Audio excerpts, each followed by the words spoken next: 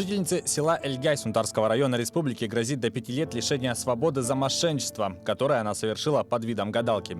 К ней обратилась жительница Жиганского района. Обвиняемая под видом оказания услуг по очищению ауры потерпевшей и ее близких родственников получила в общей сложности 220 тысяч рублей. В ходе следствия женщина возместила 10 тысяч рублей потерпевшей. Обвиняемой грозит наказание в виде штрафа до 300 тысяч рублей, обязательных работ на срок до 480 часов, до 2 лет исправительных работ, до 5 лет принудительных работ или лишения свободы. Прокуратура Сунтарского района утвердила обвинительное заключение по уголовному делу в отношении 27-летней жительницы села Эльгай. Она обвиняется в мошенничестве, совершенном с причинением значительного ущерба гражданину. По версии следствия, обвиняемая, испытывая потребность в деньгах, по мессенджеру WhatsApp распространила ложное объявление о том, что она может гадать, очищать от злых духов и лечить имеющиеся заболевания по фотографиям. По объявлению к ней с надеждой на помощь обратилась жительница Жиганского района, у которой обвиняемая обманом получила в общей сложности 220 тысяч рублей под видом оказания услуг по очищению ауры потерпевшей и ее близких родственников.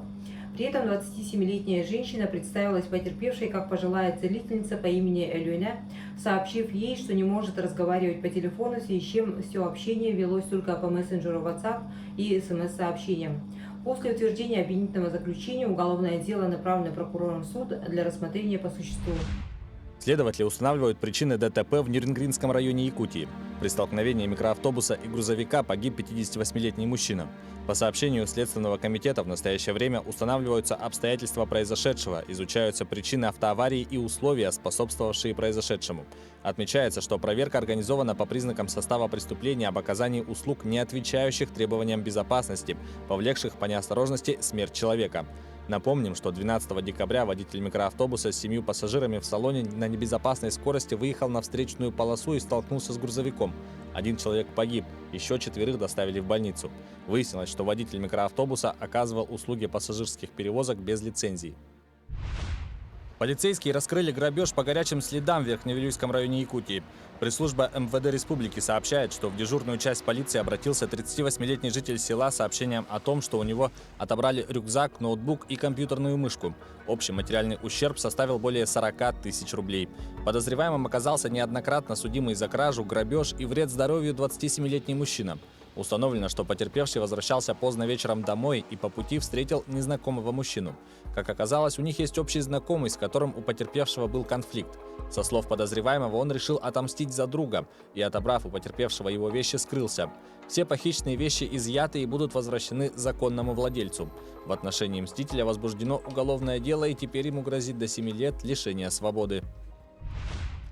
В Обыйском районе раскрыт угон снегохода. Местный житель сообщил полицейским, что в ходе застолья один из приятелей избил его. На место прибыли участковые. Потерпевший рассказал им, что также у него угнан снегоход. Подозреваемых оказалось 2 – 19-летний и 20-летний молодые люди. Установлено, что потерпевший выпивал в компании у себя дома. Во время застолья у него возник конфликт с одним из гостей. В результате тот ударил хозяина дома и скрылся. Во дворе он увидел, что другой гость собирается угнать снегоход потерпевшего и попросил подвезти до соседнего села. Полицейские обнаружили буран в другом населенном пункте. Пресс-служба МВД отмечает, что угнанный снегоход изъят и будет возвращен законному владельцу. В отношении 19-летнего молодого человека возбуждено уголовное дело, а в отношении 20-летнего составлен административный протокол. Следователи устанавливают обстоятельства гибели 3 человек, которые по предварительным данным погибли от отравления угарным газом в Якутии. Мужчина и женщина погибли в Нерюнгре, еще одна в Мирном.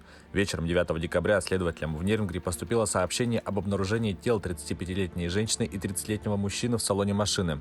Автомобиль находился в боксе гаражного кооператива. При осмотре места происшествия и тел не обнаружили признаков насильственной смерти. Вечером 10 декабря в гараже в Мирном обнаружено тело 39-летней женщины рядом с машиной. В помещении гаража присутствовал резкий запах выхлопных газов.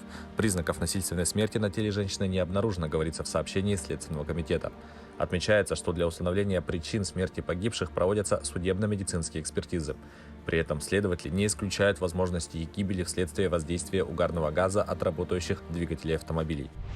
Меховые изделия с нарушениями обязательных требований к маркировке на общую сумму более 25 миллионов рублей изъяли в магазинах Якутии. Об этом сообщает пресс-служба управления Роспотребнадзора по региону.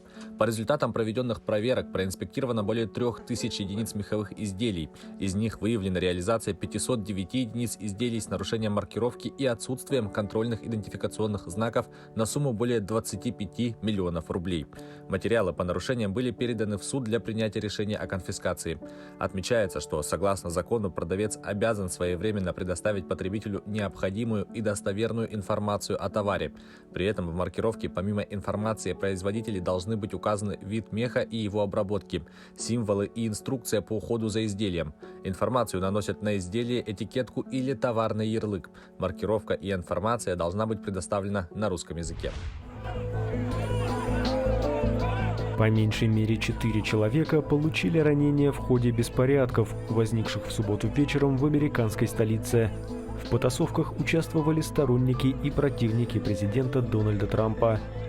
Ранее в Вашингтоне состоялась акция протеста, на которую вышли тысячи людей. Они были недовольны вынесенным накануне решением Верховного суда США отклонить иск об отмене результатов президентских выборов. В демонстрации, среди прочих, принимали участие члены ультраправой протрамповской группировки «Гордые парни», ярые противники движения Black Lives Matter. Недалеко от Белого дома в это время также проходила акция противников президента Дональда Трампа. В какой-то момент между участниками двух шествий началась потасовка, однако, по словам очевидцев, в дело быстро вмешалась полиция, которая встала живой цепью между противоборствующими сторонами.